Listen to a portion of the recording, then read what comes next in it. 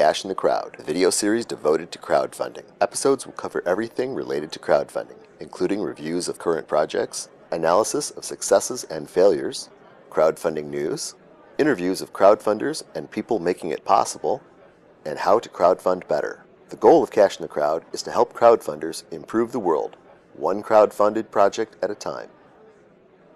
My name is Mark Profit, and I'll be the host of Cash in the Crowd. So you might be asking, what is crowdfunding? Well, simply put, crowdfunding is a group of unrelated people combining their money together to pay for something. If you've ever joined a group of people to pool your money together to buy a pizza, then you have essentially crowdfunded. The only difference between a private group of people buying pizza and crowdfunding is public. Potentially anyone could be a member of the group. Crowdfunding allows individuals to freely join together to accomplish very big goals. Crowdfunding has been used on some very famous things. The Statue of Liberty was crowdfunded. The statue itself was paid for by ordinary French citizens donating small amounts of money to get the statue built. In 1884, when the statue came to the United States, another crowdfunding campaign was launched to pay for the pedestal where it stands. 125,000 individuals donated less than $1 each to pay for the pedestal, and that's where it stands today. Crowdfunding online makes it possible for more people to do bigger and better things. Since this is the first episode of Cash in the Crowd, it seems fitting to focus on firsts in crowdfunding. A very important first for crowdfunding in the United States happened with the Jobs Act when it was passed in 2012. It made equity crowdfunding legal in the United States. Equity crowdfunding has been legal in Europe for quite a while. There are three common types of crowdfunding: charitable crowdfunding, pre-purchase crowdfunding, and equity crowdfunding. Charitable crowdfunding is pretty obvious. You donate money because you want to see the thing happen. The Statue of Liberty could be considered charitable crowdfunding. The other common form is pre-purchase. That's essentially what you did when you pooled your money together to buy a pizza. This is well known, and there's lots of really big sites doing this already. The third common type is equity crowdfunding. Equity crowdfunding is when people contribute to a business project, and they'll receive shares of the profits of that project. Even though the Jobs Act made it legal in the United States, we've had to wait 18 months for the Securities and Exchange Commission to write the rules for how we can actually implement it. In October, they published some proposed rules for equity crowdfunding in the United States. Some of those rules include: startups cannot raise more than $1 million in a 12-month period. Investors with annual incomes or net worth below $100,000 can invest a maximum of $2,000 or 5% of their income or net worth, or whichever is higher. Investors with annual incomes or net worths above $100,000 can invest up to a maximum of 10% of their annual income or net worth. And all transactions must be conducted through an intermediary. Intermediaries include registered brokers and a new type called funding portal. If you grew up in the 70s, you'll recognize this theme song.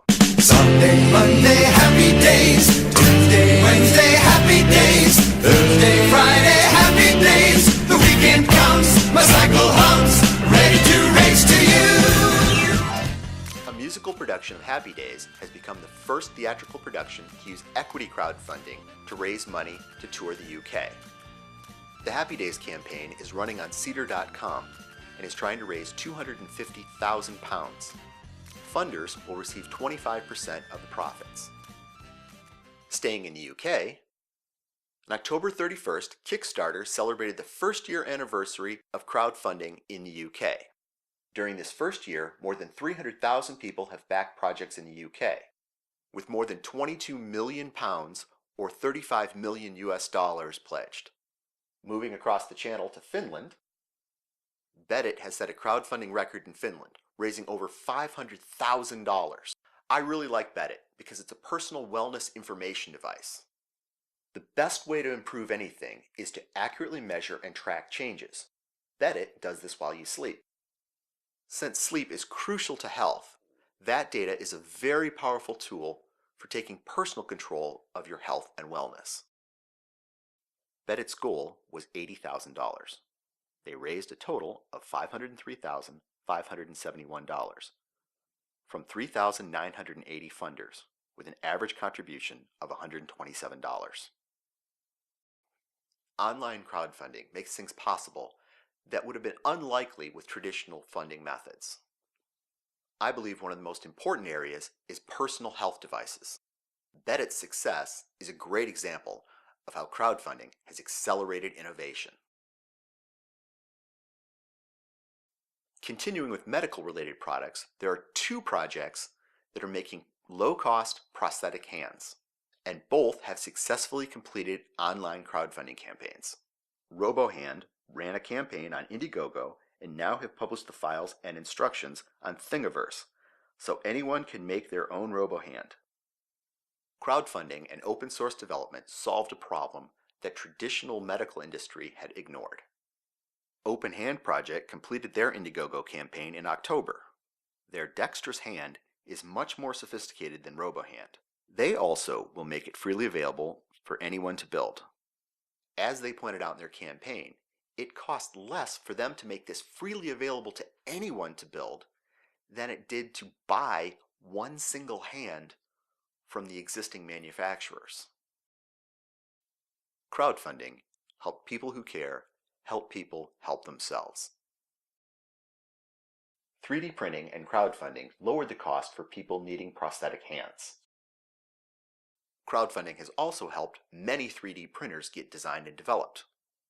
A 3D printer campaign that recently finished on October 30th has achieved many firsts. The Peachy Printer has set the world's record for the lowest cost high-resolution 3D printer at only $100 Canadian. They also achieved what I believe is another crowdfunding first. They successfully completed two crowdfunding campaigns at the same time on different sites, one on Indiegogo and one on Kickstarter.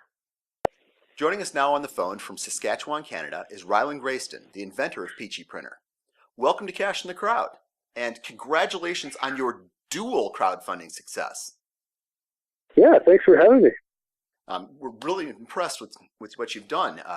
When I saw your project, or projects, which is kind of interesting, but when I saw the Peachy Printer, I was really impressed with how you solved a seemingly impossible problem, and of course, set a whole bunch of records.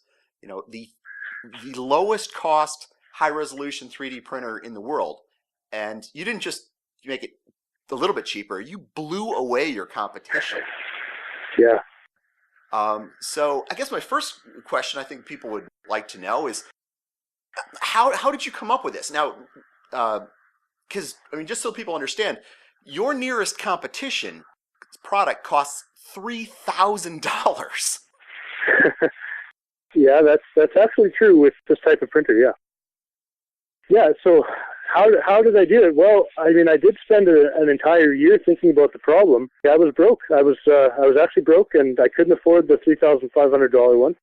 So I was in a very different proverbial box than most people, whereas most people would kind of be in a situation where they're maybe funded and hired for a company, and they're thinking about how to do a 3D printer for less.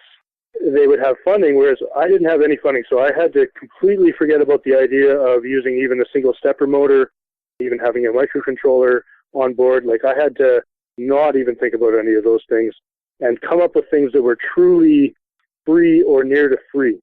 So, yeah, that's, I think a lot of it has to do with the situation that I was in when I was thinking about how to make a 3D printer. And also, I noticed that you're in Saskatchewan, in a tiny little town out in the middle of nowhere. Yeah, so, I actually have a couple acres, and it's in a ghost town, so I think we have 17 people that live in that town. Not sure. But yeah, it's basically not a town anymore. But a lot of the work also happened at TechWorks, which is the hackerspace in Saskatoon. And I mean, hackerspaces are just a wonderful thing, and this project wouldn't have got anywhere without the hackerspace. And now I drive a good 3 hours straight highway driving just to get to the hackerspace so I can do this work. one way? One way, yeah. What? Wait. So when you go to your hackerspace, you're going to dedicate 6 hours of driving. That's right. Wow. That is dedication. So, but it's paid off. Yeah, the joke is that I live here sometimes because, I can't do 6-hour driving every day. So I come here and I actually rent a place from one of the other hackers. I rent a room and I really put everything into it while I'm here. Yeah. Well, that's awesome. One thing I've noticed is you raised 725% of your combined goal of $100,000. And that's now, right. Yeah. Obviously, you don't see the world through the same limited lenses that most people do. You'll go out of your way to do things that other people would think would be impossible. You've already stated that just now. Why did you do an Indiegogo and a Kickstarter campaign at the same time? Well, the payment options are different. Indiegogo has more payment options, and there's two different communities there, and I wanted to hit them both. Like, I noticed that we had a lot more people from Russia on our Indiegogo campaign, and so that's been wonderful to reach those people. So I wanted to do both, basically to hit both communities and to really get this thing to be as wide an opportunity as possible. And I didn't really have any fears that the Indiegogo one wouldn't make it. I know some people were worried, but I thought, geez, the rate this thing is going in the first 3 days, I thought it'll be no problem at all. So, yeah, I feel like it was a great move. Yeah, it worked out very well for you. And you did it as a fixed funding project. Yes, I did take the risk, yeah. You did take the risk. But you got $75,000 out of a $50,000 goal. So you went over the limit for that one, too. So yeah, you did really well. Yeah, it went extremely well, and it continues to go well. Like, just the other day, I had the CBC News team come down. They filmed us for 5 hours. That hit Reddit. We just got an insane amount of orders when that happened again. Oh. Because you can go to peachyprinter.com and sign up for when the store opens, and then we'll email you and let you make an order right away. So it hasn't stopped here. Like, the Kickstarters went extremely well, but it's still growing, and it's still gaining speed, actually. Well, that's a really important thing, and I'm really glad you mentioned that, because a lot of people, when they see the Kickstarters or the fundraiser, whatever crowdfunding end, they think they may have missed it. But you're still going, and people can place orders for Peachy Printers now, still, right? Absolutely. Actually, if you sign up for them on the website, then very shortly here we'll give you an email and continue to let you back us. So although the Kickstarter interface is done from Kickstarter, you're still able to back us and get a printer through a very similar system called BackerKit. So we're just about to launch yours. Yeah, go to peachyprinter.com if you'd like to go back the project, and just go to our store and sign up. All right. I recommend everybody do it. If you're interested in a 3D printer, even if you have a 3D printer, for $100, this device is incredible. It's worth getting to just to see how it works. I really did do it for very little money. Yeah, that's really, really cool. Now, one thing I noticed, since this is Cash in the Crowd, and we're really focused on the crowdfunding aspects, I want to focus a little bit about how you did this. I noticed you have an amazing team. And how did you all meet? Because you've got 2 business owners, a marketing guy, a person who's knowledgeable of manufacturing, several software and electronics guys. A lot of these people are from my hackerspace, so they've been kind of watching my journey. I think half of them going like, we think you're crazy, and the other half going, this just might work. So for them to see it, actually do well was really exciting. I mean, just think of yourself being a sort of like a big family or a group of people that all come together and do techy stuff, and then one of you does something and it goes big. Everybody's kind of jumped in and offered what they could. That's been just amazing. I mean, I had engineers jumping onto the project before the money got here, and the money only got here just 4 days ago. How long did you work on developing the Peachy Printer before you considered doing the crowdfunding campaign? A little over a year that I was working on it. I think that the crowdfunding campaign was the plan the whole time.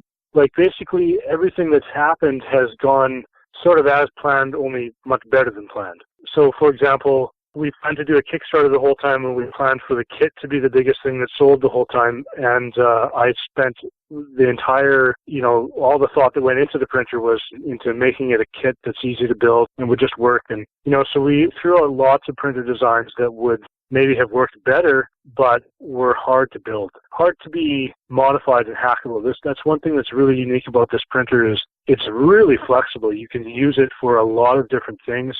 And there's no specific size that it prints. It can go big or really small. So it's very flexible technology that's really meant to be hacked, meant to be modified, and everything is freedom respecting. So you do have the freedoms to change this tool, including the code, just like you would if you bought a hammer at the hardware store. You would have the freedom to, modify the length of the handle of that hammer. That definitely fits in with the open source and the maker model of looking at things, which fits well with crowdfunding. Yeah, and really interestingly to this project is this printer is very capable of printing pieces of itself. Oh, really? So it comes with the ability to modify itself and sort of to birth another one of itself, minus a few parts, like, for example, the laser. So it's really important that we keep this a freedom-respecting tool, because otherwise we'd basically be turning everyone that bought it into a felon. You're going to want to print and modify and really make this tool your own. So it's important that we haven't patented it and that we've left people with all the freedoms to do what they feel is best with their printer. A lot of what you're using is a Blender, which is the ultimate open source community funded project. Exactly. Yeah. Blender. Anybody that wants to know about Blender, I'll talk about that later. Well, no, Blender's not off topic at all. Right. I mean, this project wouldn't have happened without Blender. It's an extremely powerful program. I mean, you can basically make like what most people would call like a Pixar film with it. It's extremely powerful, and it has a huge community, and it's just basically is an essential part of this printer being made because of how open Blender is. I was able to code Blender, this 3D software, to run a printer right from day one. And if I hadn't been able to do that, I don't think I even would have tackled the project. Right. Just to fill in my viewers here, Blender was a commercial product, and the company went bankrupt. But they had a lot of support from their users, and the users, this is a long time ago, they pooled a bunch of money together to buy the source code from the bankrupt company and open sourced it. And now it's a wonderful story, isn't it? It's a fabulous story. And it just keeps going with Peachy Printer and other things as it goes. So how long did it take you to prepare the campaign? I'm not talking the printer, but the campaign itself. This campaign took a long time to prepare. I'd say 2.5, 3 months. Yeah, probably 3 months before we actually launched. The reason it took a long time is we thought, geez, this printer it's really great. It's so great, it's probably hard to believe. So we needed to film the printer working. And that was really tricky because cameras don't see the blue light very well, and it's very hard to see the print itself. Like when you're printing an object, it's in the resin, and you can't see it in the resin. So we had to do a lot of time lapses, and I basically spent 3 weeks straight, and I'm talking, often 20-hour days, attempting to time lapse this thing and get a good shot of it actually working. And we ended up figuring out that we basically wasted 3 weeks figuring out that there was a good way to do it, and then we spent 1 week actually doing it. So we were really worried about the project being sort of too good to believe, and so we had to do a lot of work to make sure that when you watch the video, you could tell, hey, this is no scam. Like, you couldn't fake what they just did, and this printer really does look like it's possible for $100. Like, we showed the inexpensive parts on the inside, and we really worked hard at making that campaign. Yeah. Okay, yeah, that's really important. Yeah, because people are taking a risk. It's much limited. If it's a fixed funding type of project where they commit to the funds, but if it doesn't happen, they get their money back, or never. Actually, it's never taken from them. But they still are making a bit of a risk. Absolutely, and you're asking them to take a lot of faith. So you really put a lot of thought into that. It's a reputation thing. I'm putting my reputation on the line, saying that I can do this, and people are saying, okay, I've watched all your stuff, and I'm going to decide to trust you with $100, and I'm going to take the risk that you're going to do what you said you're going to do. You sound passionate. You sound like the real deal. So it's an amazing thing. Crowdfunding is an amazing thing to gain the trust of the world like that. I just really respect it. And of course, I would never do that. Even if something happened and I was not able to deliver every last printer, I'll just be very honest about it. Well, we'll get into that a little bit more, because I've been trying to call you now for a week or two. Yeah. And you've been busy. Yeah. You've been really busy. Yeah. But I wanted to keep following with what you do before, because a lot of people, they know about the success, but they don't know what goes into it. And that's, I think, really important that people learn about that from somebody who's experienced it and who's done it right. Right. How did you determine the amount you wanted to raise? Because really, you said $50,000 and another $50,000. How did you decide that was the number? Right. So a good way to ask that question is, is there a certain number that I would have stopped at?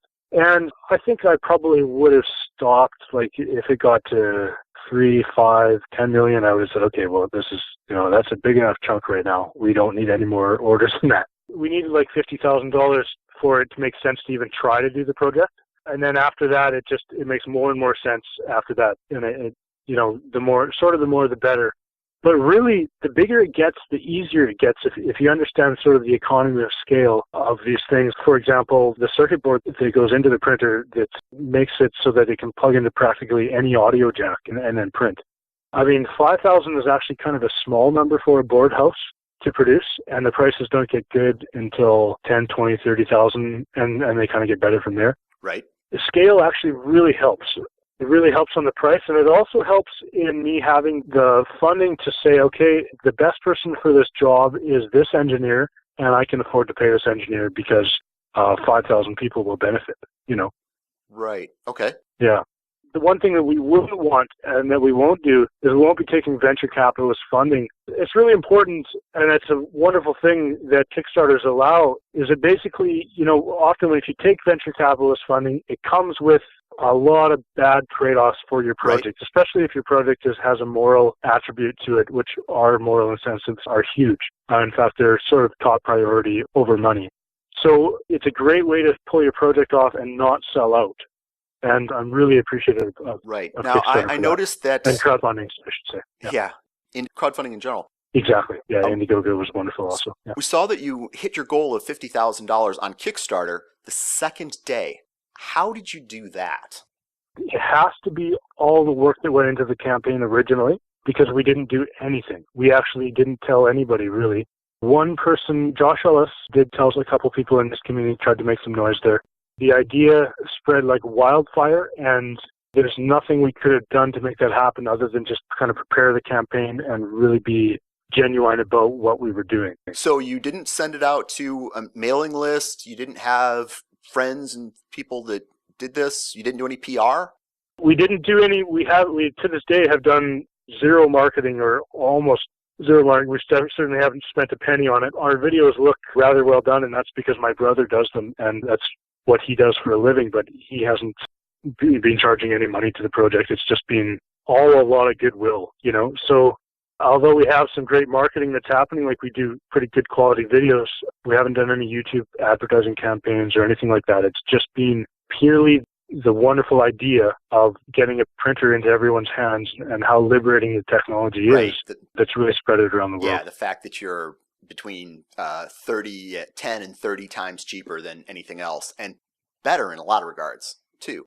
Yeah, we'll find out, but the quality of the prints is really shockingly high. It's kind of hard to say right now to really nail the numbers down, but, we're doing 2,400 layers per inch, smaller than 1,000th of an inch per layer right now with the printer. The prints are coming out like glassy smooth, and that you can see right through them like as if they're a lens. Although the printer has still some small issues that need to be solved to really get it working the best it can.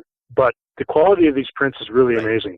Yeah. So what problems have you encountered? Oh boy, probably a list of 1,000. 20 problems a day at least. 20 problems a day. Yeah. Would you like to maybe make that a little more specific? Which ones have really caused you the biggest issues? Which ones would you say, if I could have done something differently to avoid this? For the last year, one of the biggest problems has just been money, like just not working at a job. I'm actually just working on this Peachy Printer the whole time. I did find an investor, and now my business partner and a wonderful friend, David Bowe. Of course, none of this would have happened without him, because I couldn't have afforded to work these 22-hour days. Honestly, I do work a lot. So bootstrapping before the crowdfund was a big issue. Yeah, funding before the crowdfund. Yeah, exactly, to bring this project this far. So money was my biggest problem, and now it's probably my last problem. So that's a big one. All right. And then there's all kinds of little problems that constantly need to be solved to make the printer work better. So for example, the one I solved last week was memory in the mirrors. Mm-hmm. That means that when you move the laser around, it doesn't come back to where you'd think it would. Be like if you were trying to use a spoon as a spring and it just kept bending all over the place. We had that problem. So I solved that last week. And then my solution to that problem, as well as my solution to dampening and stopping the printer from ringing, made the whole thing quite a bit trickier to build because we added parts to solve those problems. I really wanted to keep this printer something that only took an hour to assemble, and I think I was getting away from that with these solutions. It was going to take longer. So then I redesigned the printer and came up with a sort of new solution to the whole thing. Yeah, I guess another thing that's really important in this process is not getting emotionally attached to a design. You know, even if I've worked on something for a month straight and I just get it working, if I have a realization that there's a better way to do it, take a deep breath, push everything into the garbage can and start over. Because there's no other way to move forward, really. Right. Yeah. I remember actually probably 4 or 5 months ago, I had a Peachy Printer product. I thought it was completely ready to go. The housing was all out of wood. It was routed out of wood. There was no plastic. It looked completely different. And I remember realizing that I could do everything differently and pushing it in the garbage. And I had logos on the thing. It was ready. Wow. So, yeah. So during the campaign, is there anything you would have done differently? Just focusing on the crowdfunding campaigns. Any problems you encountered or things you would have done differently if you could have? Oh, yeah, we made some mistakes on the campaign, and I don't really want to talk about it too much because I don't want to, point fingers or anything, but the whole crowdfunding process needs a lot of work. Okay. Needs a lot of work, yeah. Well, this is something that I think is important for people to hear about because they're going to want to copy what you're doing, and it's growing exponentially around the world. Crowdfunding. Yeah, launch their own projects, and yeah. And, what can I say? I would say that after you're done going through some crowdfunding project, you'll realize that the services provided by the crowdfunding platforms are needing a lot of improvement. And also, you really have to do your research. I would actually, my biggest recommendation would be to launch a small project that's sort of like a sacrificial one that you don't really care if it goes well or not, but it's a good idea. But just go through the whole process first. And then you'll have found out all these little things that you're really going to need to know if you're going to go big like this one did. Well, let me press you on this. I know that you're also Canadian on this, it. but what problems? What do you think could be made better? Because they will make this stuff better, and this is what Crash in the Crowd's about. We're going to talk to these guys, and maybe we can help us get better. Well, okay, I'll talk about some of the mistakes I made first. So one of the mistakes I made was I clicked launch by myself. I was actually in the room alone. Of course, I had all the projects reviewed many times, but the last thing I did is I copy and pasted the project from Kickstarter to Indiegogo or vice versa. There was some copying and pasting going on, and I missed something. I missed the wording where I said all the unique parts would be provided, and in one of them it said all the parts would be provided, and I should have used the word unique there, and I just missed it. Luckily for me, that mistake probably only cost about $5,000. Oh. But it could have cost a lot more. And there was no way to so edit that? I ended up, no, you're not allowed to edit. And that's, ouch. You're not allowed to edit as soon as one person backs that reward, it's stuck. So I didn't even know that. The tiniest little mistake becomes a huge mistake when 100 or 5,000 people back you and you made a mistake. Right, yeah. Yeah, so...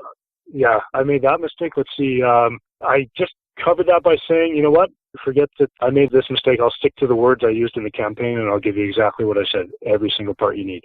So, that cost the project a bit of money, but I think we did the right thing there. Yeah. Because we stuck to our word. Right. Yeah. That's really important. But obviously, it's a pretty important thing. Edits, review, measure twice or 4 or 5 times before you cut. And... Yeah, that's right. And in this case... trust is a huge thing. It's an even bigger thing than normal in a Kickstarter. So right. I think it's top priority. Yeah, exactly. Absolutely. And mistakes, these crowdfunding it's a multiplier effect. So if you make a little mistake, it also multiplies that. So you got hit by that. Right. Yeah, I think if you're running a Kickstarter and you make a mistake, consider it an opportunity to show how you're going to deal with mistakes that you make. Because you will make mistakes, but it's how you deal with it that people are watching. Right. That's a really good point, I think. Because as soon as you hit that launch button, and you were planning this 3 months before, but you're now not looking at the technology, you're looking at satisfying the customer's desires. And now you're in that mode. That's actually an interesting wording and I really think that the crowdsource funding sites could do a better job of letting people know that they're not actually customers. They're more like risk takers or investors that may get a perk if things go as planned. And I don't think that that's clear enough in the crowdfunding sites. Okay. Because a lot of people do feel like they are customers and they have the demands that would be reasonable to have if they were just simply customers. But those demands are often unreasonable when a product doesn't even exist yet.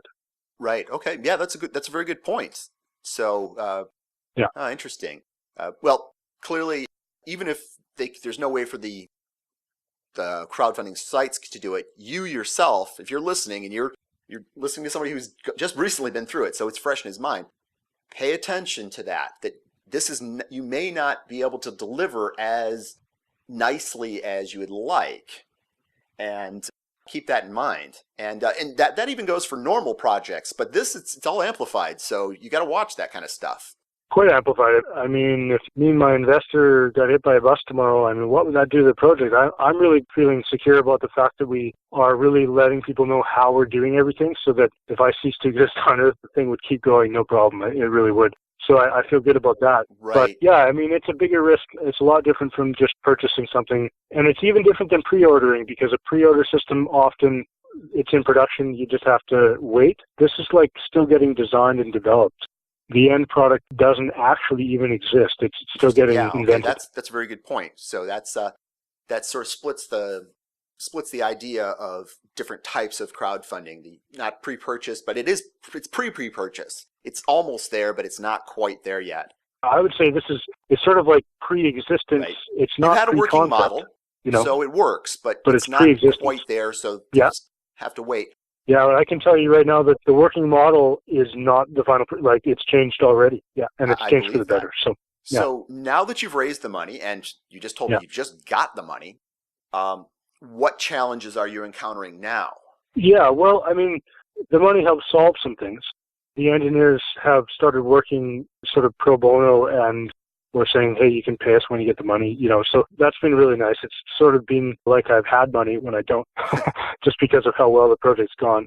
Yeah, so let's see. My problems right now are basically I have to be very careful about letting pressures of the backers and how that may or may not push around what we do, because everybody kind of wants something different and they don't always want what's best for the projects. For example, sometimes people want updates sooner than we can make them, and if we made updates more often, we'd do less work on the printer. So There's a lot of juggling there between doing a good job of keeping people up to date and actually doing work. How have you decided to deal with that? I basically have a team of people that their job is updates, and then I have the R&D team, and their job is to actually do the work. And then we call the one team the marketing team, the other team the R&D team. Basically, the marketing team is always trying to do an update, and the R&D team is saying, okay, we're ready for you. And then it doesn't take away from their work as much. They just the marketing team comes in and films what happened and posts an update, and meanwhile, we're working the whole time. Have you sort of set a regular schedule number of updates, like weekly or bi-weekly or something of that nature? Yeah, there's certainly we don't really ever want to go more than 10 or so days without doing an update. Sometimes that gets pushed, and sometimes we do an update every 3 or 4 days, and that's really nice if we can. Recently, people really wanted an update containing better prints. That was something that was like a couple weeks away, it turned out to be. And so people want to see an update that we can't do yet. And so we were doing other updates in between, and that's not what so it was really interesting there. But we've done that update now. We've got better prints, and the next update's going to have even better prints. So how are you handling the communications from all your backers? I've got 2 people that basically they reply to comments, and any comment or any message, like personal message to us, pretty much I think we've got everyone replied to. If we've missed one, it's an accident. Okay. But we're actually keeping up completely now. Is that happening through the Kickstarter and Indiegogo website? Yeah, Indiegogo is a lot trickier to reply. Well, they're both tough. Neither one of them have very well threaded conversations. But yeah, it's tricky to do it, but we're doing pretty good at it. Yeah. So you're doing it through those websites. Are you thinking of using another tool outside of that to communicate with your backers? Oh yeah, absolutely. Yeah, we're building a tool for that right now. Okay. Hopefully it'll be ready for when launched to the beta testers, because we think that they need a place to, there's already a huge community behind the Peachy Printer, and the community needs a place to talk. 3D Printboard has provided us with a wonderful forum, and they're doing an absolutely wonderful job of moderating it. So you can go there and check out the Peachy Printer threads there. That's 3dprintboard.com. Now, we're also going to be building our own platform for that community, and hope to have it done for the beta testers in December here. Right. Okay. Now, I heard you last time we tried to contact you were talking to some manufacturers. Where are you getting this manufactured at? Where are you planning to get it manufactured, and what challenges do you face with that? Well, we were really close to that 5,000 number where we said that we would take it to a manufacturer then and get it maybe injection molded or whatnot. But actually we've gone a bit of a different path that has made a lot of sense. We purchased a really great laser cutter that's able to easily keep up with the volume of orders that we got on the Kickstarter. And so we're actually going to be able to produce this thing completely in-house. As far as the really unique parts, of course, we're ordering lasers and coils and things like that. We obviously aren't starting a laser factory. Right, yes. But yeah, the unique stuff that we need to build, like the housing and, the piece that holds the laser and the mirror assemblies and all that, those are going to be made right here at our hackerspace. And the volumes we can do with this laser cutter are just amazing. Okay. We'll have no problem keeping up, yeah. Well, that's great. So what do you have planned for the future? Well, I can't really talk about all of it just because, I really don't like holding ideas any longer than I have to, but I need to hold back just long enough so that I can make sure they get into the world in a freedom-respecting way. So I can't really, because the thing is, if I just say my ideas, then somebody else can get patents that's fair. Get granted a monopoly on them. And I really would like to see the things that I come up with just be really shared and really respect people's freedoms. I don't really like it when a great idea is sort of locked into one company or you're not able to use it for your own purposes. I kind of think that the world is always building these walls with these bricks, which are ideas. When someone says, hey, I get this idea and nobody else gets it, or if you use my idea, then I'll send police to your shop and we'll fine you, arrest you, put you in jail, etc., just for using this idea. I feel like that puts us in a world where we're building a wall missing a whole bunch of bricks, and yeah. Yeah, that is definitely held back the development of 3D printing. That we've already encountered that in the world quite a lot. Yeah, I would agree. And I'm not saying that. I mean, patents were probably put in place for some really good reasoning to make it less risky to invest in an idea. You could gain back. But I think with crowdfunding services, we have a new situation where you can keep it a trade secret for a year or so and then launch it on a crowdsourced funding site, and you don't ever need to go to the patent to have the funding to really get your idea out there. Right. That's absolutely. Even do well with it, like for yourself. I mean, I'm in a unique situation, maybe, like I don't actually care about making a big profit. Like I don't have any aspirations to buy yachts or cars or shareholders or any of that kind of profit-driven stuff. If I had a lot of money, I would just do inventing, and so that's working out well. I think you're going to do quite some pretty big things with this, and once you actually start delivering it, these are going to be wanted worldwide because, like I said, your next closest competitor is $3,000. The other types of 3D printers, which are really completely inferior to what you're doing, are $1,000. Some of them get down into the $600 range, and you're $100, and you're using a completely better technology. So that's that you've changed the world.